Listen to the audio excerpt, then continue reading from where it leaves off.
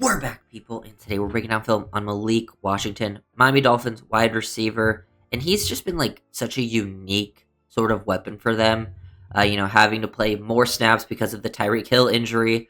I don't think that's like his sort of best way to be used is, in like that wide receiver two mold playing on the outside. But he's still found some success, some, fun little uses there. I think he, as like a wide receiver, I think he's more of a wide receiver three slash gadget type you can get the ball in the hands of, obviously has some special teams value, which is obviously, I think, really good just value draft wise in terms of getting him in the sixth round.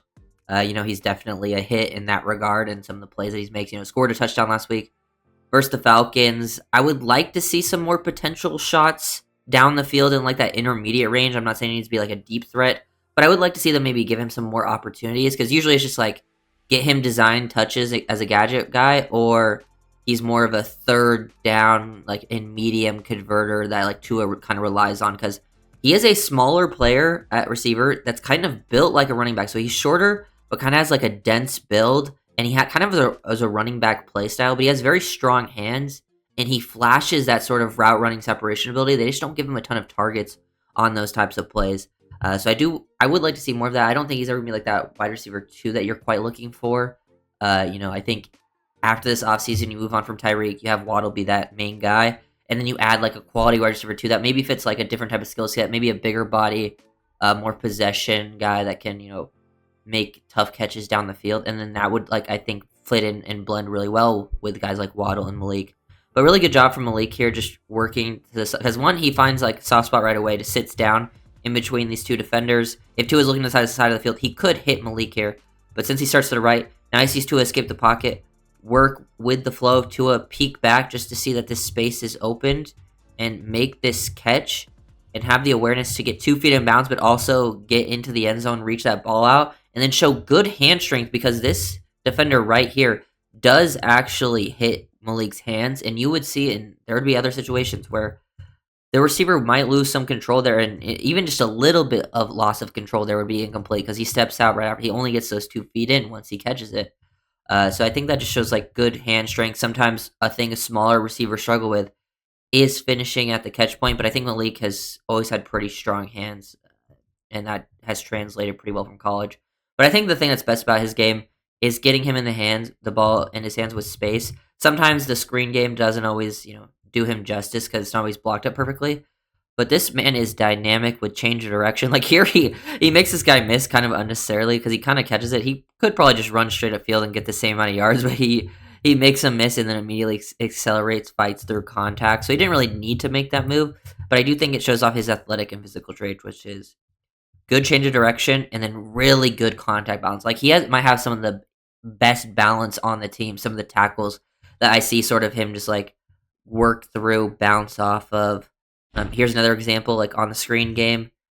He tries to work this back to the outside. I think, maybe slight little misread. Probably should cut this back to the inside. But it just shows off his physical traits again where he can make a little bit of a mental mistake. I understand why he wants to cut this back to the outside because, I believe Brunskill does end up getting on like the outside half of this guy. So he wants to get back out there, which is not a bad decision.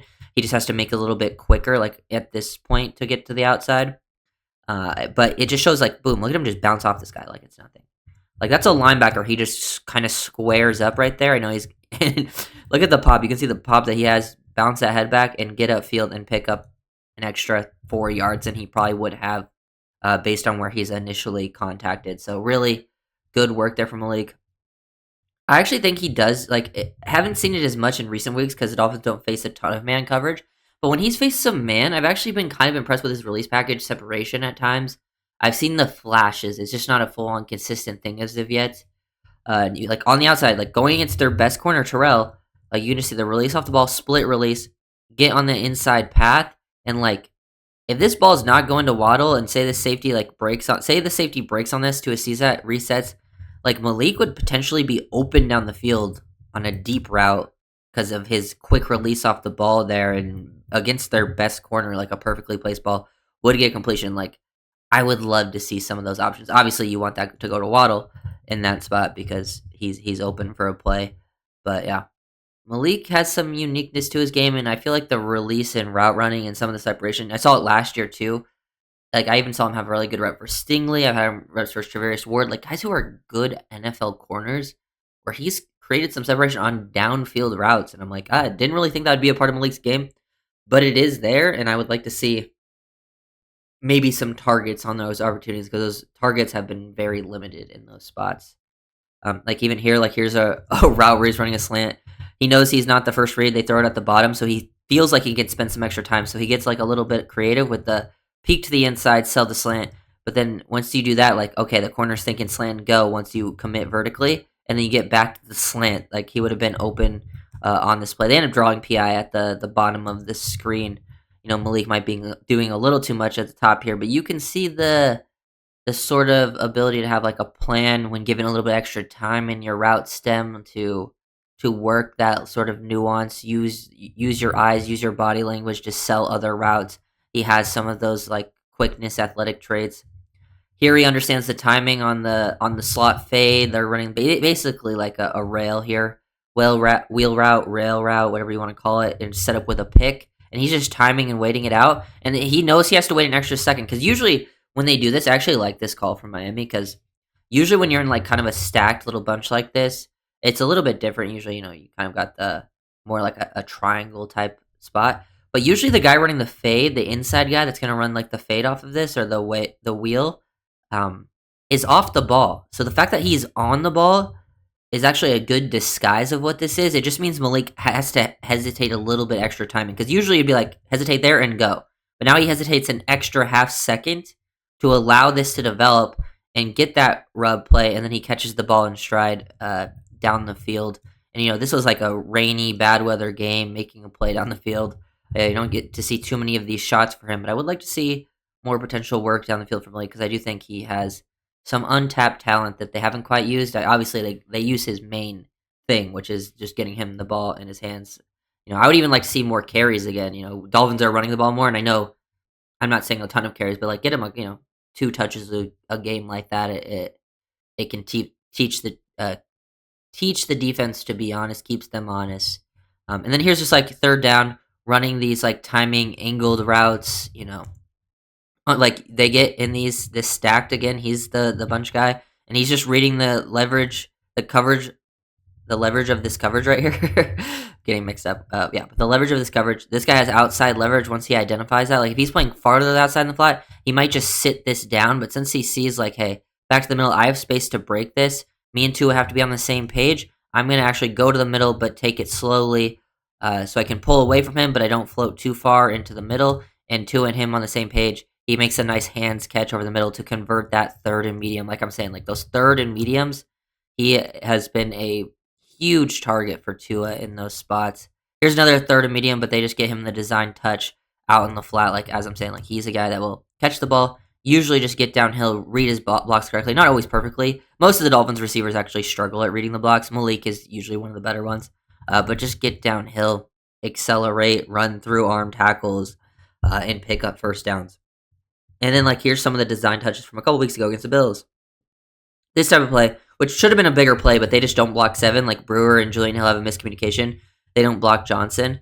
But the fact that Malik still, look here he makes contact with Johnson around the 27, 26 yard line when he initially makes that contact, let's say 26, ends up still falling forward, getting to the 21. Like, that, for his size, man, he runs with some real power and balance that he actually gets down to like that line to gain. Really, really good. Here you see another example of it. This is the end of the game. The game, is kind of over, but you get to still see his ability with the ball in his hands. Like, look at him run through these guys. Like, Trey White, get off him like it's nothing. Like, for such a small guy, he plays with such play strength and balance that it's very, very impressive. And it makes him like, this is where you get to see, like, yeah, he's dangerous as a returner, working off those blocks, making that first guy miss constantly. Like, as a punt returner, I feel like he always makes that first guy miss. Hasn't had that big long one since the touchdown, but he's had some solid one where he usually makes the guy miss, pick up about 10, just doing his job. Very unique weapon in that way, and I would like to see even more work from Malik. He's just kind of one of like those late round picks that's just like my favorite guy on the team, and has been contributing since his rookie season, which is pretty rare for most six rounders. So you have to consider that value that is brought into it as well, that he is definitely an overachiever at this point in his career, and I feel like after Waddle, he's definitely the receiver that that Tua trusts the most and has the most chemistry with, which is huge because so much of the offense is timing based, and you have to have that real trust in the receiver to get there within time, within rhythm.